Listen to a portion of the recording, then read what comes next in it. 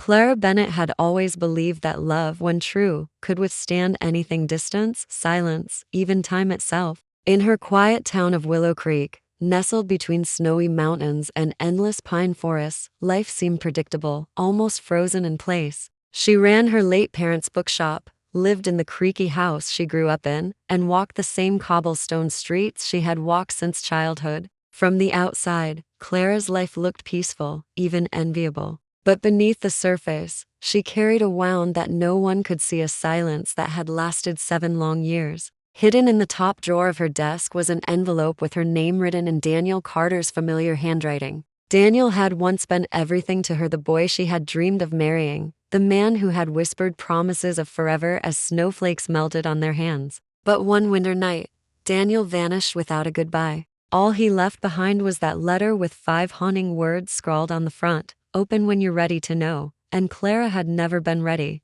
Fear, more than grief, had kept her from tearing it open. Fear of betrayal, fear of answers that could shatter what little hope she had left. Fear that the love she had cherished was not what she thought it was. 7 winters passed this way, until one December evening, the bell above her bookshop door jingled and a stranger stepped inside. His name was Ethan. He was tall, with dark hair, quiet eyes, and a presence that unsettled her in ways she couldn't explain. He bought a book, asked her name, and then said something that changed everything. "I knew Daniel." Clara's breath caught at the sound of it. Few dared speak Daniel's name to her anymore. But Ethan did, and with it came a secret. He knew about the letter. He knew why Daniel had left. And he claimed Daniel had trusted him to protect her. At first, Clara resisted.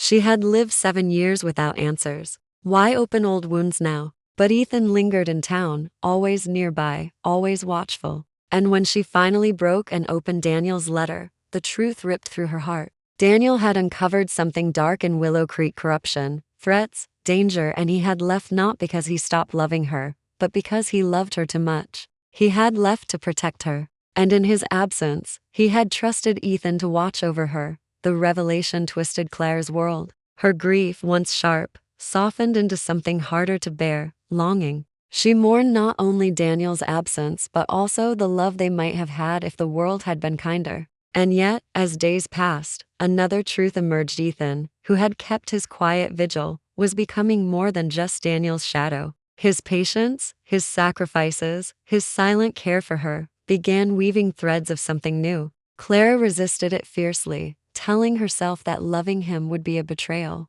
But her heart, stubborn and aching, began to betray her instead. Outside, the danger grew. Men began watching her shop. Strange cars appeared in the night. Ethan's warnings turned urgent. "They know you read the letter." That changes everything. Fear pressed in, but so did closeness. Every glance between Clara and Ethan became heavier, every silence louder. She hated that she needed him, hated that she wanted him. And yet, she did. Then, one night, everything came to a breaking point. They were ambushed near her shop. Ethan fought them off, bloodied but alive, dragging her into the safety of shadows. As snow fell thick around them, Clara clung to him not out of romance, but out of sheer survival. And in that desperate moment, she realized the truth: Ethan was not Daniel's replacement. He was something else entirely: the one who stayed, the one who risked everything, the one who carried love not in words but in actions. But fate is cruel to those who love too deeply.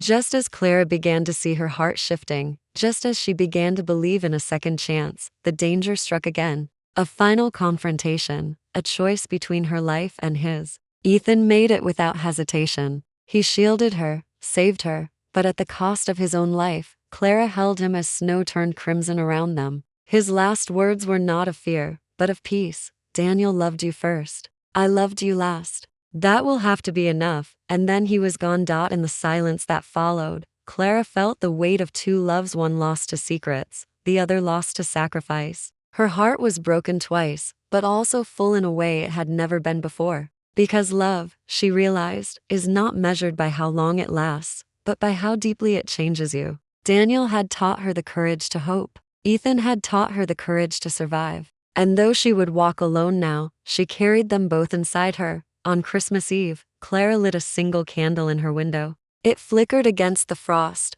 a beacon in the dark. For Daniel, for Ethan, for the kind of love that doesn't end, even when the people who gave it are gone. A love lost, but unforgettable.